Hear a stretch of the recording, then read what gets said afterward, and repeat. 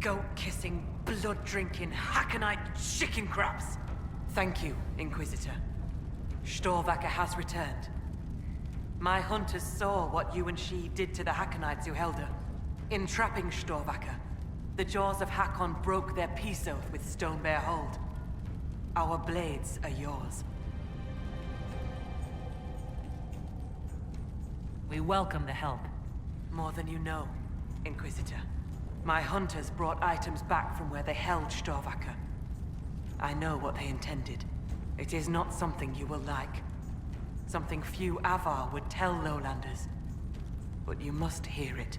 The jaws of Hakkon sought to bind their god in mortal form and bring war to the Lowlands. By saving your bear, have we put an end to their plans? Though you have given them pause, they will try again. Ages ago, the old jaws of Hakkon did the same. They brought their god to life to destroy the Lowlands. Their foolishness lost Hakkon to all Avar. Now they would free him and begin again. What did you mean when you said that their foolishness lost Hakkon to all Avar? When they bound Hakkon to mortal form, he became blood of this world. He could hear no prayers, nor speak to the augurs. All he could do was kill. Then he vanished instead of dying, as though rendered mute, lost for ages. If they sought to free him from mortal form, I could understand. Making him attack the Lowlands is a fool's work.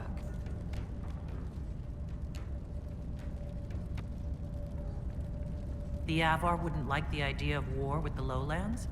Is that what your skulls say? It does us no harm to be feared. If our land is threatened, we will happily fight.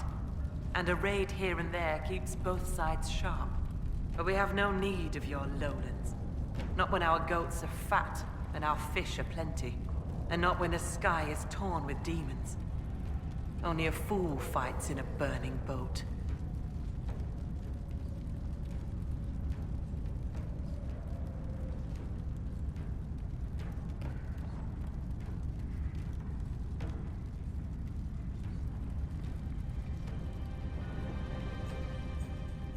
What would happen if the Jaws of Hakkon succeeded in their plan?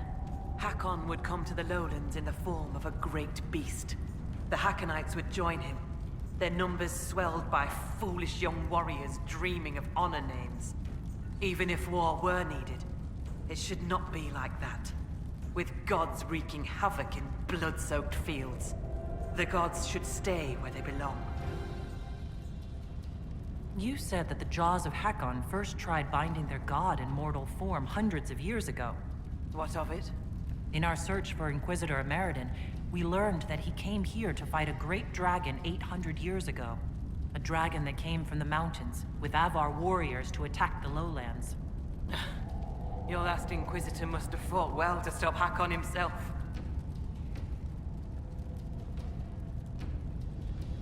You're not bothered by the idea that our Inquisitor killed your god?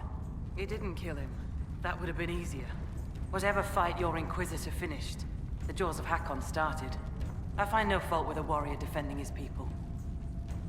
Do the Avar gods take mortal form on a regular basis? No, the gods belong in the land of dreams. Whether it is their wish or some augurs that brings them here, battle tears will be shed.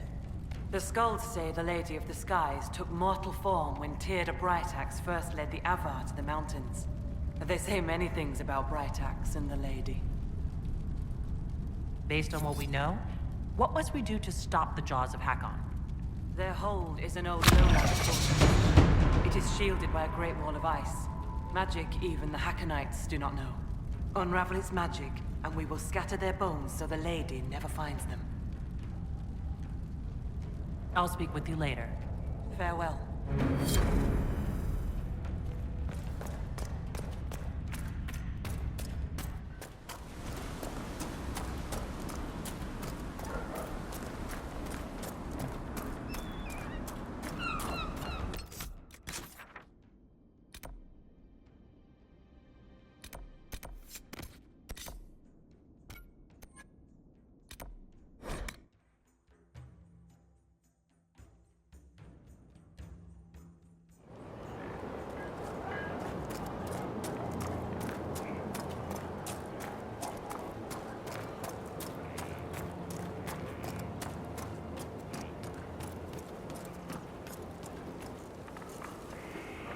May I help you, Inquisitor?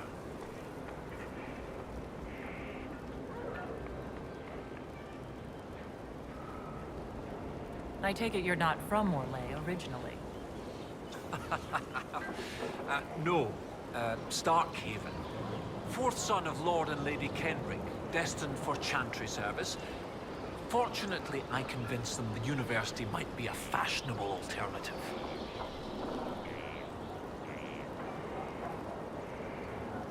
How are you assigned to the Inquisition? I studied primarily the early chantry, particularly around the signing of the Navarran Accord. That was why I transferred to the University of Orlais, closer to the source than Starkhaven. Sadly, most scholars took Inquisitor Emeriden's history as settled, even with so many questions remaining. No one took my ideas seriously until your Inquisition formed. I wrote Ambassador Montpellier, and, well, here we are. What's it like at the University of Orlais? Oh, it's brilliant. Some of the greatest minds I've ever known. The university was always well regarded, but Empress Celine made it the envy of all Thedas. She even got them to start admitting elves. A few bent noses, but it's worth it. Knowledge knows no bounds and all. With that unpleasantness with Grand Duke Gaspard done, the university is safe as a haven for knowledge. I'd like to discuss Inquisitor Emeriden. Of course, your predecessor. Existing historical records are contentious. Some say he was a devout Andrastian. Others suggest he cared little for religion, gaining leadership of the Seekers through Emperor Draken's friendship. He disappeared around the time the Seekers of Truth, the original Inquisition, incorporated into the newfound chantry. It's not clear why. Some say that he was tired of his responsibilities and wanted one last great dragon hunt. A spirit on the island held the memories and possessions of Emeriden's lover, a woman named Talana. It told us that Emeriden was here on orders from Emperor Drakon himself, and where he went next. Andraste's dimples. I may have received tenure from that sentence alone. Emeriden had a lover. Talana, you say. The Inquisitor's Lady Mage. There was such debate over whether she existed. And there were orders? This was a request from Drakon? This changes everything. You don't have a problem receiving information from spirits? It's not ideal, but since you found corroborating physical evidence, I see no serious issues. Any study of great wars and battlefields carries an inherent risk of contact with demons or spirits. When spirits are willing to talk, most historians love the chance of a first-hand report. What does it change, knowing that Emeriden was on a mission from Emperor Drakon? Everything. One current theory holds that Emeriden was selfishly throwing off his responsibilities to go hunting. Another suggests Drakon had him removed or even killed because Emeriden opposed the Navarran Accord. But if this is true, then Emeriden was a loyal servant of Orlais. He was not an embarrassment. He was a patriot protecting Orlais while Drakon fought in the Second Blight. You were surprised to hear that Emeriden had a lover. Yes, this Talana you mentioned. Her existence has been hotly debated. Some scholars took Inquisitor Emeriden's respect for the chantry to imply that he remained celibate. In ages past, there were stories about him and his lover, a mage. They made it out to be a star-crossed romance. The chantry silenced the stories strenuously. When I helped the Avar at Stone Bear Hold, we learned that the jaws of Hakkon once bound their god's soul to a beast. According to the spirit, the dragon Emeriden faced was powerful and accompanied by hostile Avar. You believe they could be one and the same? That would mean... Of course! Of course! Brilliant! 800 years ago, the Second Blight threatened a weak Orlais. A perfect time for the Avar to attack. This Avar god dragon could have endangered the Orlesian Empire had Emeriden not stopped it. That explains why he would accept such a dangerous mission. And likely how he died.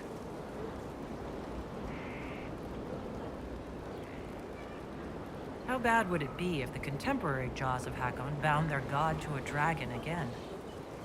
With Orlais still recovering from the Civil War and the Mage-Templar conflict, not to mention the remaining demon rifts and Corypheus himself, a high dragon given malice and magic by an Avar god spirit could, hypothetically, destroy much of Orlais. At least, I hope that was hypothetically.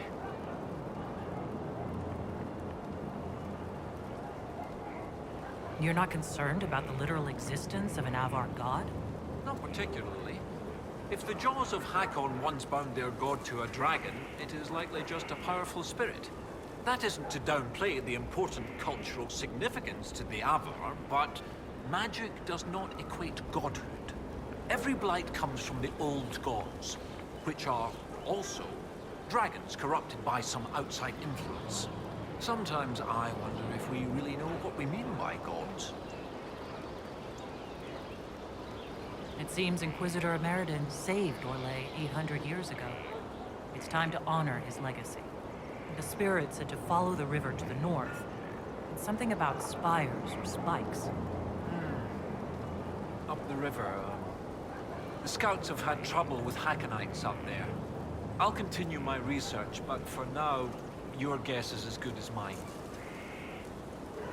What do you need me to do next, Professor? That spirit on the island said something about Emeridin going upriver to, someplace with spires? While you search upriver, I'll continue studying these buckles. That, sounded better in my head. I'll speak with you later.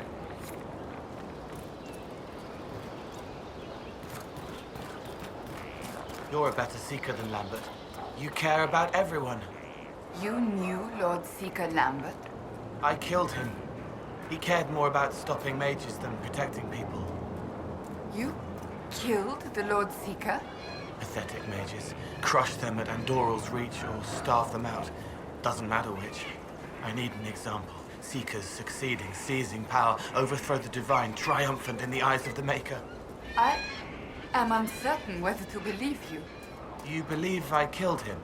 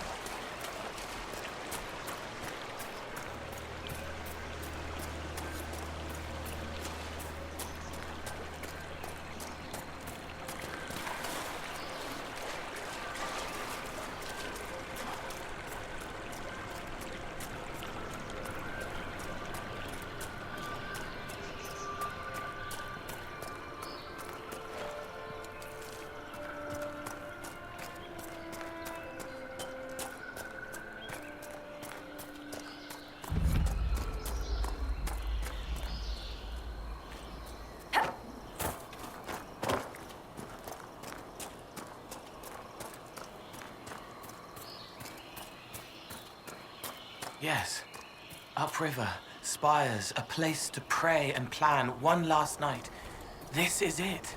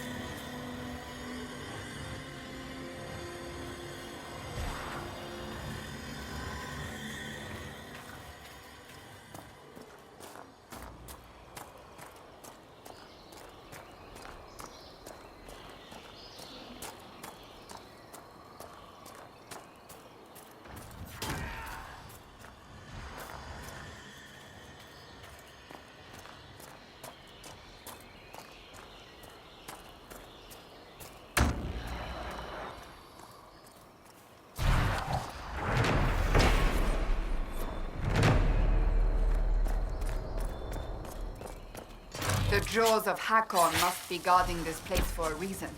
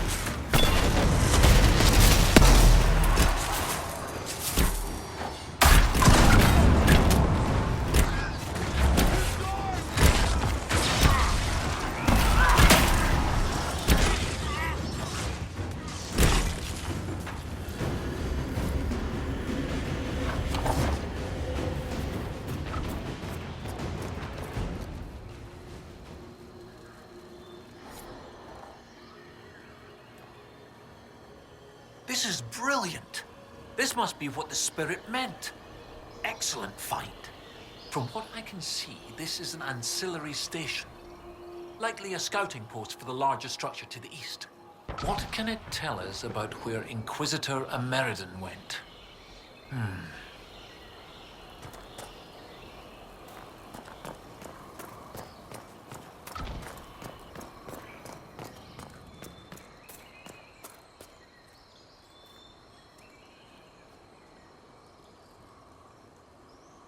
This is Tevinter.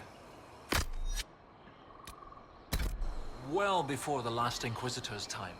I understand they use such tiles as locks. Interesting, though not likely related to Ameridan.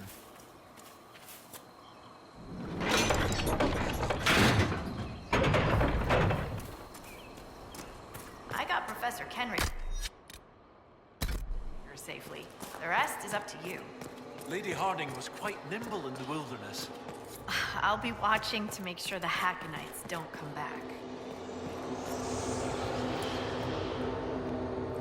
Veneras. The elven word for dream, I think. It's some sort of clue to this barrier. Not sure how. This is elven. I believe it's the word for light.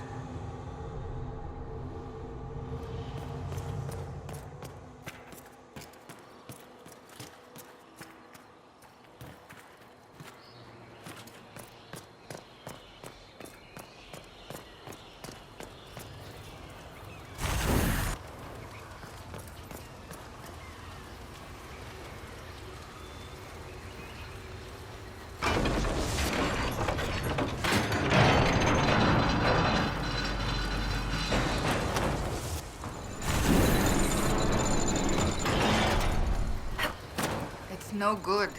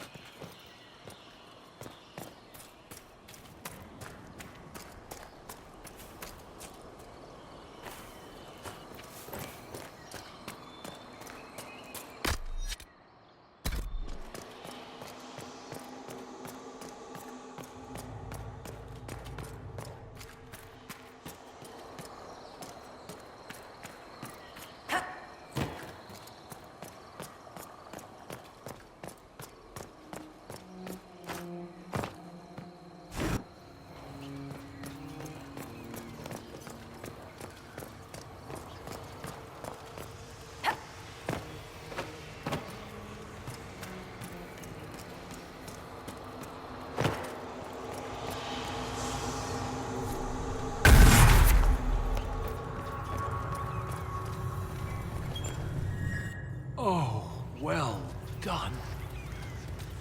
Well done indeed. That's something you don't see every day. A pair of shrines.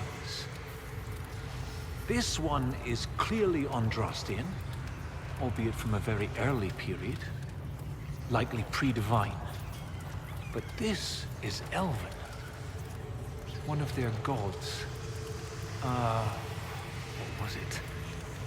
Every mother finds Druffalo among sleeping juniper groves. G something, the one with the deer.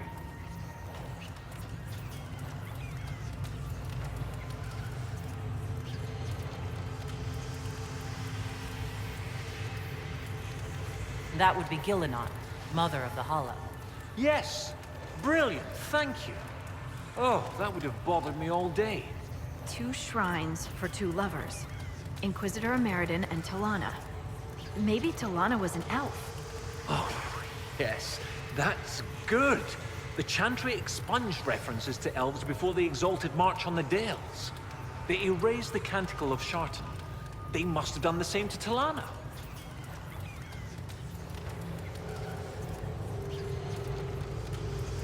The Chantry should not rewrite history to cover up inconvenient truths. Agreed. The chant of light should spread the truth, not suppress it. Regardless, the important thing is what this tells us. It's not a burial site. That much is obvious. Look at those flowers. They're not native to the area. What if they were left at the shrine as an offering? Yes, a night of prayer before battle against the dragon. But then where? Where? We're missing something. What are we missing? Oh, where did you go?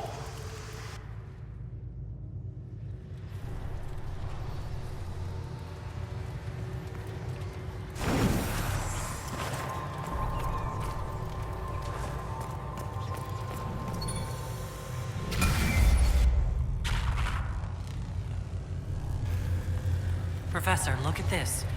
Shartan 10-7 and Transfigurations 10-1. Shartan is dissonant. And before them, empty, outstretched, lay the land which led to the gates of Minrathous. And Transfigurations is, the light shall lead her safely through the paths of this world. Why these verses? Why would Inquisitor Ameridan take the time to carve this before going into battle?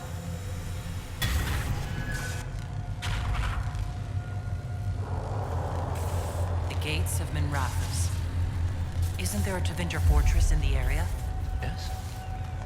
Oh, of course! The ritual site! To seal the dragon away, Ameridan's elven mage must have used a spell at a site of great power. My scouts have checked the fortress. It's sealed behind a wall of ice. It has to be magic. Let's look around. Ameridan found a way through that ice, so that way should be nearby.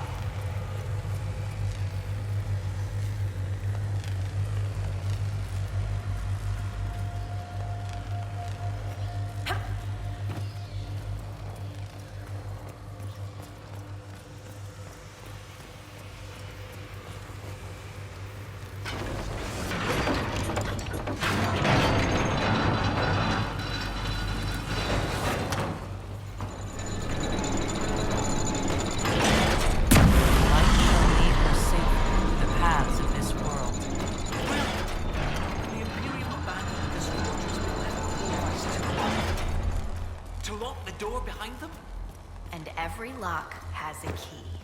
Like these trail markers. Ameridan must have known how to use them. If they can melt through the ice, that must be where Ameridan sealed away the dragon. I'll follow the markers.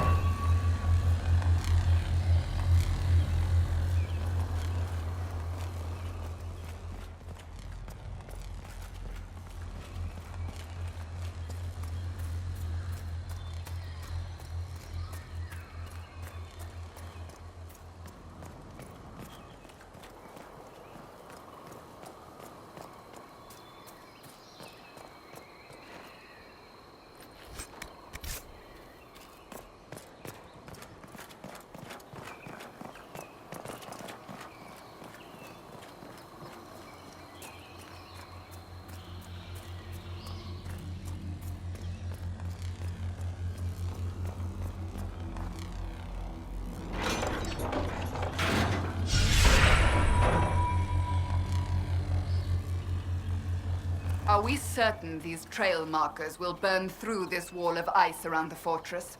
Given that the trail markers retain enough energy to illuminate one another, I see no reason to worry. But there's still a wall. Light doesn't make walls go away.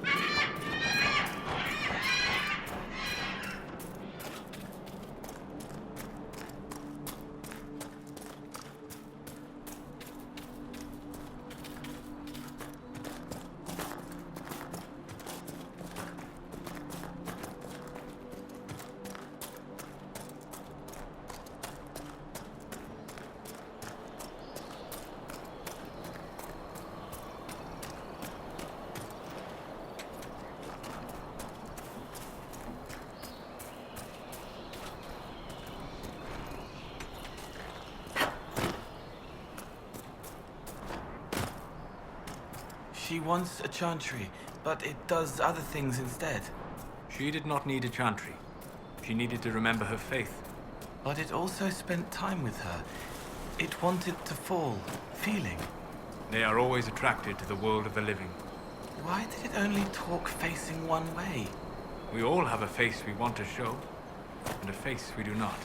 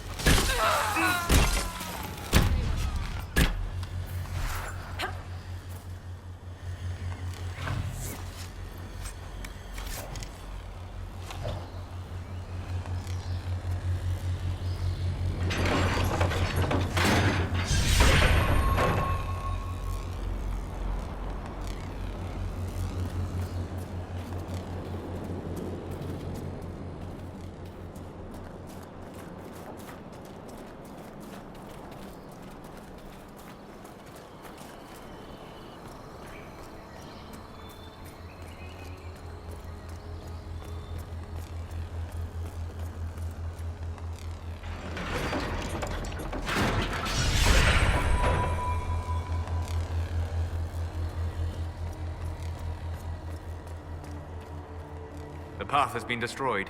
We will need to find another way.